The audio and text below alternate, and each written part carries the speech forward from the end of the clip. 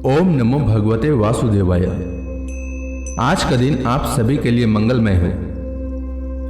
भगवान नारायण सर्वशक्तिमान हैं। वे दुष्प्राप्य वस्तुओं को भी देने में समर्थ हैं, परंतु प्रभु को प्रसन्न करके अपनी इच्छित वस्तु प्राप्त करने का मार्ग मनुष्य को जानना चाहिए। पद्मिनी एकादशी प्रभु की प्रिय तिथि है। जब तप से भी ज्यादा प्रभावशाली इसका व्रत मनुष्य को दुष्प्राप्य वस्तुओं को भी प्राप्त करा देता है। अधिक मास में पड़ने के कारण इस एकादशी का महत्व और भी अधिक बढ़ जाता है। अधिक मास को सभी महीनों का राजा माना जाता है। इसे पुरुषोत्तम मास के नाम से भी जाना जाता है, क्योंकि इस मास के स्वामी स्वयं पुरुषोत्तम भगवान श्री कृष्ण हैं। पद्मिनी एकादशी की कथा सुनने मात्र से 1000 गौदान और 1000 ब्राह्मणों को भोजन कराने के बराबर पुण्य की प्राप्ति होती है। इसलिए पद्मिनी एकादशी व्रत की कथा अवश्य सुनना चाहिए, साथ ही दूसरों को भी सुनाना चाहिए। तो आइए सुनते हैं पद्मिनी एकादशी व्रत की कथा। सब धर्मों के ज्ञाता, वेद और शास्त्रों के अर्थ ज्ञान में पारंगत, सबके हृदय में रमण करने वाले श्री विष्णु के तत्व को जानने वाले तथा भगवत परायण प्रहलाद जी जब सुखपूर्वक बैठे हुए थे, उस समय उनके समीप स्वधर्म का पालन करने वाले महर्षि कुछ पूछने के लिए आए। महर्षियों ने कहा, प्रहलाद जी, आप कोई ऐसा साधन बताइए जिससे ज्ञान, ध्यान और इंद्रिय निग्रह के बिना ही अनायास भगवान विष्णु का परम पद प्राप्त हो जाता है। उनके ऐसा कहने पर संपूर्ण लोगों के हित के लिए उद्धत रहने वाले विष्णु भक्त महाभाग प्रहलाद जी ने संक्षेप में इस प्रकार कहा, महर्षियों, जो 18 पुराणों का सार से भी सारतर तत्व है, जिसे कार्तिकेय जी के पूछने पर भगवान शिव ने उन्हें बताया था, उसका वर्णन करता हूं, सुनिए। महादेव जी ने कार्तिकेय जी से कहा, जो कली में एकादशी की रात में जागरण करते समय वैष्णव शास्त्र का पाठ करता है, उसके कोटि जन्मों के किए हुए 4 प्रकार के पाप नष्ट हो जाते हैं। जो एकादशी के दिन वैष्णव शास्त्र का उपदेश करता है, उसे मेरा भक्त जानना चाहिए। जिसे एकादशी के जागरण में निद्रा नहीं आती तथा जो उत्साह पूर्वक नाचता और गाता है, वह मेरा विशेष भक्त है। मैं उसे उत्तम ज्ञान देता हूँ और भगवान विष्णु मोक्ष प्रदान करते हैं। अतः मेरे भक्त को विशेष रूप से जागरण करना चाहिए। जो भगवान विष्णु से वैर करते हैं, उन्हें पाखंडी जानना चाहिए। जो एकादशी को जागरण करते और गाते हैं, उन्हें आधे निमेष में अग्निष्टोम तथा अतिरात्र यज्ञ के समान फल प्राप्त हो जाता है। जो रात्रि जागरण में बारंबार भगवान विष्णु के मुखार बिंद का दर्शन करते हैं, उनको भी वही फल प्राप्त होता है। जिनके वंश के लोग एकादशी की रात में जागरण करते हैं, वही धन्य हैं। जिन्होंने एकादशी को जागरण किया है, उन्होंने यज्ञ, दान, गया, श्राद्ध और नित्य प्रयाग स्नान कर लिया है। उन्हें सन्यासियों का पुण्य भी मिल गया और उनके द्वारा इष्टपूर्त कर्मों का भी भली भांति पालन हो गया।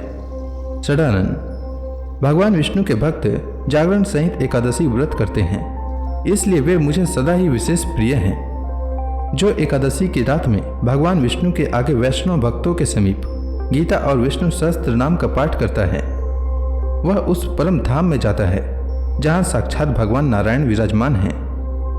जो श्रीहरि के समीप जागरण करते समय रात में दीपक जलाता है, उसका पुण्य 100 कल्पों में भी नष्ट नहीं होता।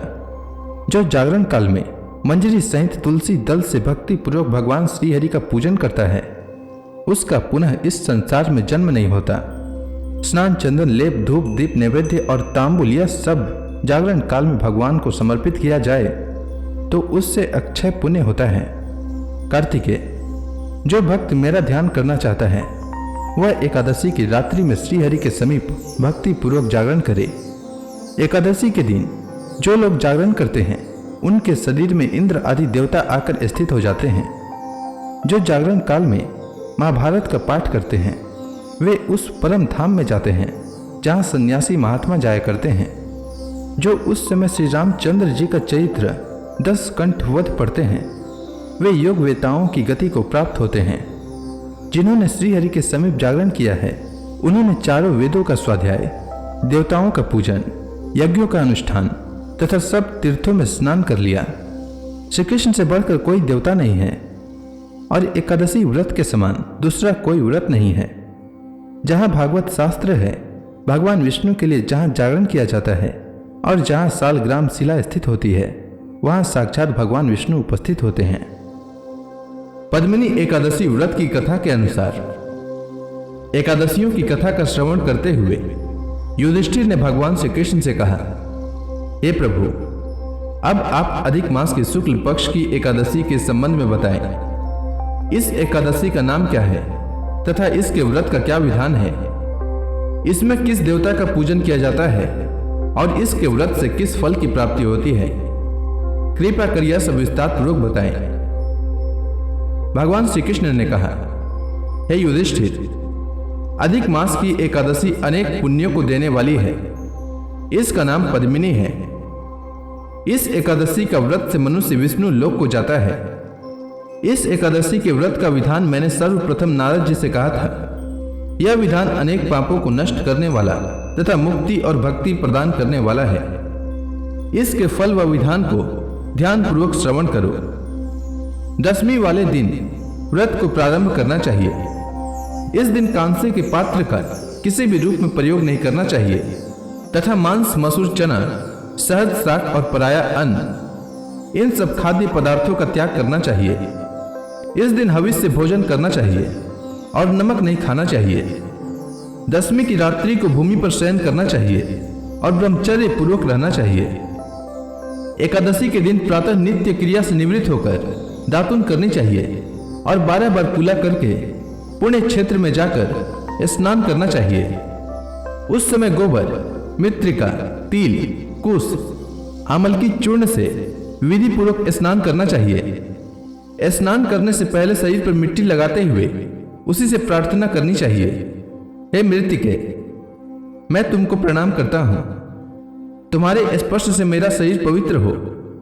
सभी औषधियों से पैदा हुई और पृथ्वी को पवित्र करने वाली तुम मुझे शुद्ध करो। ब्रह्मा के थूक से पैदा होने वाली तुम मेरे शरीर को स्पर्श कर मुझे पवित्र करो। हे शंख चक्र गदाधारी देवों के देव पुंडरीकाक्ष, आप मुझे स्नान के लिए आज्ञा दीजिए।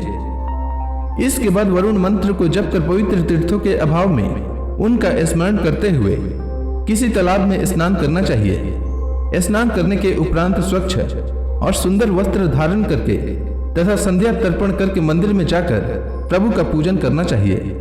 राधा सहित कृष्ण भगवान की स्वर्ण मूर्ति और पार्वती सहित महादेव जी की मूर्ति बनाकर पूजन करें। धान्य के ऊपर मिट्टी तथा तांबे का कुंभ रखना चाहिए। इस कुंभ को वस्त्र तथा गंध आदि से अलंकृत करके उसके मुख पर तांबे, चांदी या सोने का पात्र रखना चाहिए। इस पात्र पर भगवान श्रीहरि की मूर्ति रखकर धूप, दीप, नैवेद्य, पुष्प, केसर आदि से उनका पूजन करना चाहिए। इसके बाद भगवान के सम्मुख नृत्य व गान आदि करना चाहिए। उस दिन पति तथा रजस वाला स्त्री को स्पर्श नहीं करना चाहिए। भक्त जनों के साथ प्रभु के सामने पुराण की कथा सुननी चाहिए।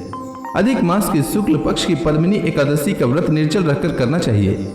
यदि मनुष्य में निराहार रहने की शक्ति न हो तो उसे जलपान या अल्पाहार से व्रत करना चाहिए। रात्रि में जागरण करके नृत्य तथा गान करके प्रभु का स्मरण करते रहना चाहिए। प्रति पहर मनुष्य को भगवान श्रीहरि या शंकर जी का पूजन करना चाहिए। पहले पहर में भगवान को नारियल, दूसरे पहर में बिल्व पत्र व तीसरे पहर में सीताफल और चौथे पहर में सुपारी, नारंगी अर्पण करना चाहिए। इससे पहले पहर में अग्नि होम का, दूसरे में वाजपेय यज्ञ का, तीसरे में अश्वमेध यज्ञ का और चौथे में राजसूय यज्ञ का फल मिलता है।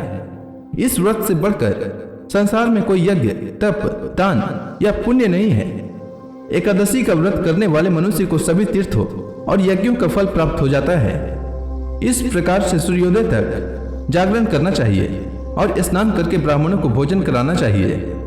सभी पदार्थ भगवान की मूर्ति सहित ब्राह्मणों को देने चाहिए। इस तरह जो मनुष्य विधान पूर्वक प्रभु का पूजन तथा व्रत करते हैं उनका जन्म सफल हो जाता है और वे इस लोक में अनेक सुखों को भोग कर अंत में विष्णु लोक को जाते हैं। हे युधिष्ठिर, मैंने तुम्हें एकादशी व्रत का पूरा विधान बता दिया। अब जो पद्मिनी एकादशी का भक्ति पूर्वक व्रत कर चुके हैं उनकी कथा को कहता हूं, ध्यान पूर्वक श्रवण करो। यह सुंदर कथा महर्षि पुलस्त्य ने नारद जी से कही थी। एक बार कार्तवीर्य ने रावण को अपने बंदी गृह में बंद कर लिया। उसे महर्षि पुलस्त्य ने कार्तवीर्य से विनय करके छुड़ाया। इस घटना को सुनकर नारद जी ने महर्षि पुलस्त्य से पूछा, हे महर्षि, इस मायावी रावण को, जिसने सभी देवताओं सहित इंद्र को जीत लिया था, कार्तवीर्य ने उसे किस प्रकार जीता? कृपा कर मुझे विस्तार पूर्वक बताएं। महर्षि पुलस्त्य ने कहा, हे नारद, आप पहले कार्तवीर्य की उत्पत्ति की कथा सुनो। त्रेता युग में महिष्मती नामक नगरी में कार्तवीर्य नाम का एक राजा राज्य करता था। उस राजा की 100 स्त्रियां थी। उनमें से किसी के भी राज्य का भार संभालने वाला योग्य पुत्र नहीं था। तब राजा ने सम्मान पूर्वक ब्राह्मणों को बुलाया और पुत्र की प्राप्ति के लिए यज्ञ कराए, किंतु सब व्यर्थ रहे। जिस प्रकार दुखी मनुष्य को भोग नीरस मालूम पड़ते हैं, उसी प्रकार राजा को भी अपना राज्य पुत्र बिना दुख में प्रतीत होता था। अंत में वह तप के द्वारा ही सिद्धियों को प्राप्त जानकर तपस्या करने के लिए वन को चला गया। उसकी स्त्री राजा हरिश्चंद्र की पुत्री प्रमदा वस्त्रालंकारों को त्याग कर अपने पति के साथ गंधमादन पर्वत पर चली गई। उस स्थान पर इन लोगों ने 10,000 वर्ष तक तप किया, किंतु सिद्धि प्राप्त न हो सकी। राजा की देह मात्र हड्डियों का ढांचा मात्र ही रह गया। यह देख प्रमदा ने श्रद्धापूर्वक महासती अनसुया से पूछा, मेरे स्वामी को तप करते हुए 10,000 वर्ष व्यतीत हो गए, किंतु अभी तक प्रभु प्रसन्न नहीं हुए हैं जिससे मुझे पुत्र प्राप्त हो। इसका क्या कारण है? प्रमदा की बात सुनकर देवी अनसुया ने कहा, अधिक मास जो कि 36 माह बाद आता है, उसमें 2 एकादशी होती है। इसमें शुक्ल पक्ष की एकादशी का नाम पद्मिनी और कृष्ण पक्ष की एकादशी का नाम परम है। इनके जागरण और व्रत करने से ईश्वर तुम्हें अवश्य ही पुत्र देंगे। तत्पश्चात देवी अनसुया ने व्रत का विधान बताया। रानी प्रमदा ने देवी अनसुया की बतलाई विधि के अनुसार एकादशी का व्रत और रात्रि में जागरण किया। इससे भगवान विष्णु उस पर बहुत प्रसन्न हुए और वरदान मांगने को कहा। रानी प्रमदा ने कहा, प्रभु आप यह वरदान मेरे पति को दीजिए। रानी प्रमदा का वचन सुन भगवान विष्णु ने कहा, हे रानी प्रमदा, अधिक मास मुझे बहुत प्रिय है। उसमें भी एकादशी तिथि मुझे सबसे अधिक प्रिय है। इस एकादशी का व्रत तथा रात्रि जागरण तुमने विधान पूर्वक किया, इसलिए मैं तुम पर अति प्रसन्न हूं। इतना कहकर भगवान विष्णु ने राजा से कहा, हे राजन, तुम अपना इच्छित वर मांगो, क्योंकि तुम्हारी स्त्री ने मुझे प्रसन्न किया है। भगवान की अमृत वाणी सुन राजा ने कहा, हे प्रभु, आप मुझे सबसे उत्तम, सबके द्वारा पूजित तथा आपके अतिरिक्त देव असुर मनुष्य आदि से अजय पुत्र दीजिए। राजा को इच्छित वर देकर प्रभु अंतर्धान हो गए। तदुपरांत दोनों अपने राज्य को वापस आ गए। इन्हीं के यहाँ समय आने पर कार्तवीर्य उत्पन्न हुए थे। यह भगवान श्रीहरि के अतिरिक्त सबसे अजय थे। कार्तवीर्य ने रावण को जीत लिया था। यह सब पद्मिनी एकादशी के व्रत का प्रभाव था। इतना वृतांत सुनाने के उपरांत महर्षि पुलस्त्य वहां से चले गए। श्री कृष्ण ने कहा, हे कुंती पुत्र, यह मैंने अधिक मास के शुक्ल पक्ष की एकादशी का व्रत कहा है। जो मनुष्य इस व्रत को करता है वह विष्णु लोक को जाता है। सूत जी ने कहा, हे ऋषि श्रेष्ठ हो, जो आपने जानना चाहा था सो मैंने कह दिया। अब आप क्या जानना चाहते हैं? जो मनुष्य इस व्रत कथा को सुनेंगे वे स्वर्ग लोक के अधिकारी हो जाएंगे। तो प्रेम से बोलिए, विष्णु भगवान की जय, श्री कृष्ण भगवान की जय, समस्त देवी देवताओं की जय।